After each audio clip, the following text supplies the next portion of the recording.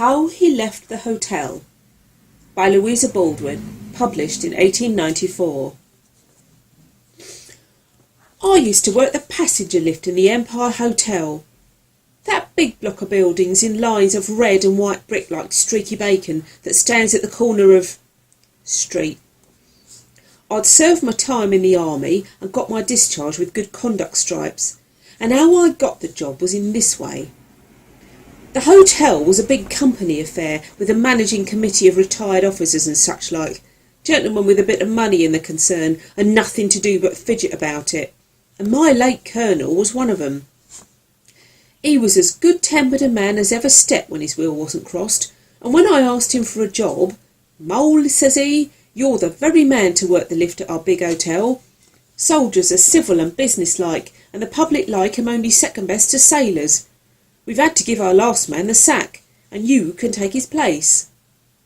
I liked my work well enough, and my pay, and kept my place a year, and I should have been there still if it hadn't been for a circumstance. But don't let me anticipate. Ours was a hydraulic lift, none of them rickety things swung up like a pole parrot's cage in a well staircase that I shouldn't care to trust my neck to.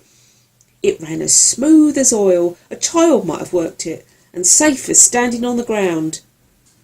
All the visitors used the lift one time or another, going up or coming down.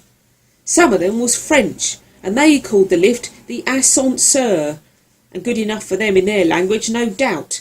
But why the Americans, that can speak English when they choose, and are always finding out ways of doing things quicker than other folks, should waste time and breath calling a lift an elevator, I can't make out.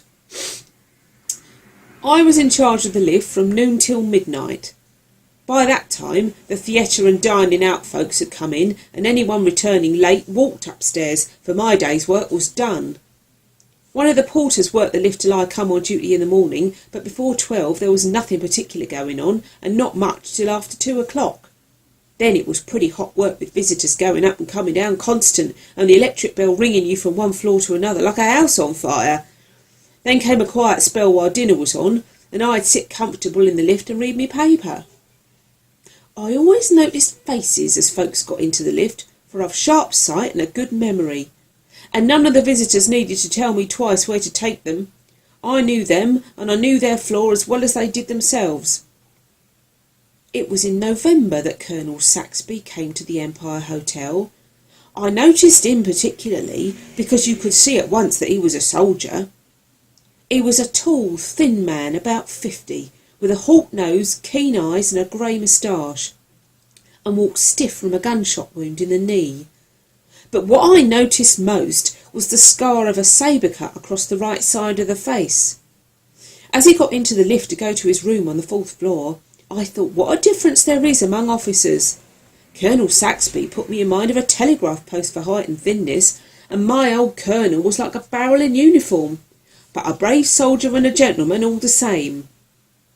Colonel Saxby's room was number 210, just opposite the glass door leading to the lift, and every time I stopped on the 4th floor, number 210 stared me in the face. The colonel used to go up in the lift every day, regular, though he never came down in it till... but I'm coming to that presently. Sometimes, when he was alone in the lift, he'd speak to me. He asked me in what regiment I'd served, and said he knew the officers in it. But I can't say he was comfortable to talk to. There was something stand-off about him, and he always seemed deep in his own thoughts. He never sat down in the lift. Whether it was empty or full, he stood bolt upright under the lamp, where the light fell on his pale face and scarred cheek.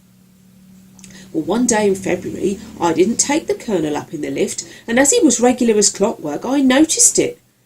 But I supposed he'd gone away for a few days, and I thought no more about it. Whenever I stopped on the 4th floor, the door of 210 was shut, and as he often left it open, I made sure the colonel was away.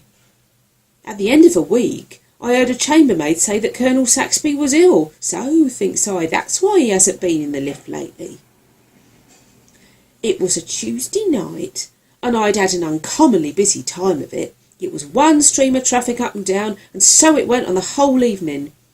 It was on the strike of midnight, and I was about to put out the light in the lift, lock the door and leave the key in the office for the man in the morning, when the electric bell rang out sharp.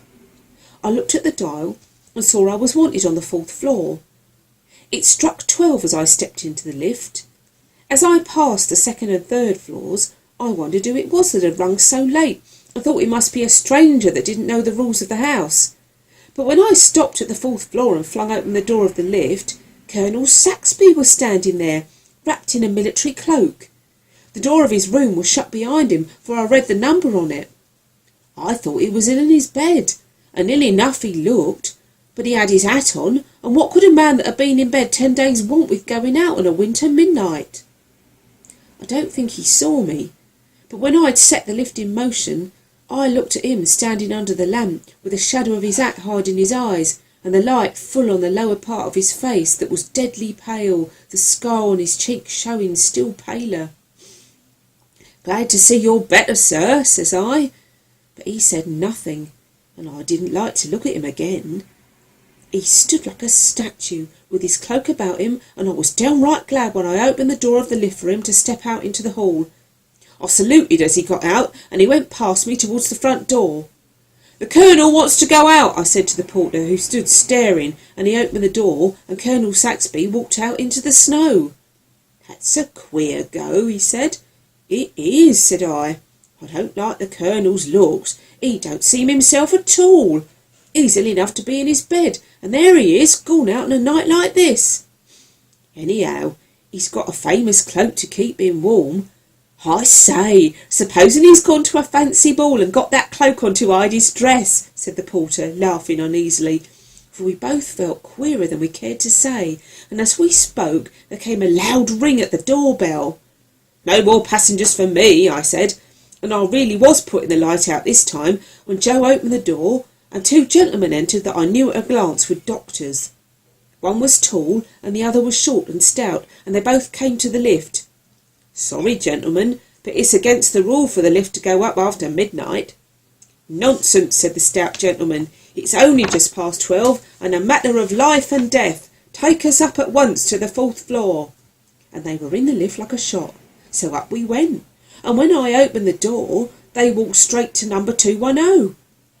A nurse came out to meet them, and the stout doctor said, "No change for the worse, I hope," and I heard her reply, "The patient died 5 minutes ago, sir." Though I'd no business to speak, there was more than I could stand.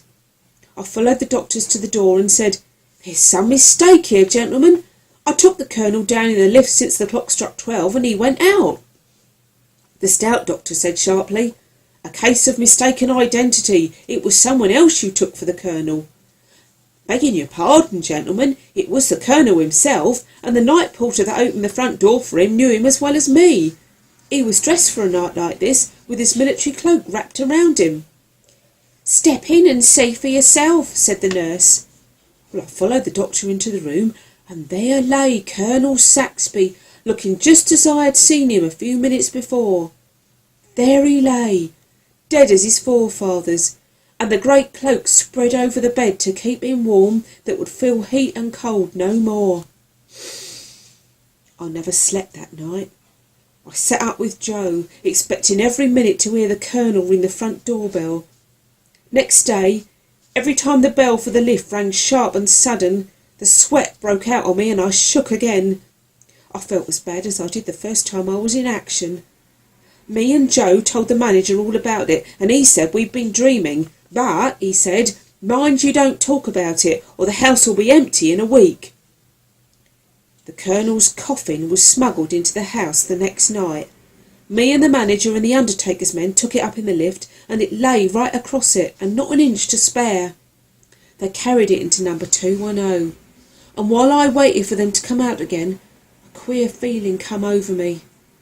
Then the door opened softly, and 4 men carried out the long coffin straight across the passage and set it down with its foot towards the door of the lift, and the manager looked around for me.